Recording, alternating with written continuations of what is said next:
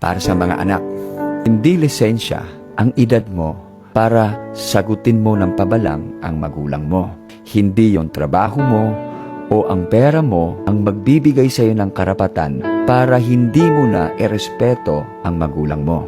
Pwede ba? Pwede bang pakitandaan ito na kahit saan ka man dalhin ng tadhana, anuman ang marating mo sa buhay mo, pero sana pagdating sa magulang mo, manatili kang mapagkumbaba.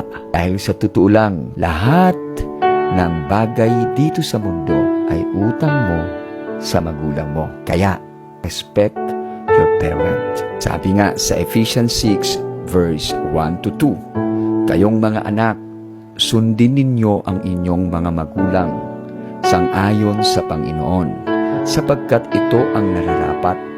Igalang mo ang iyong ama at ina, ito ang unang utos na may pangako.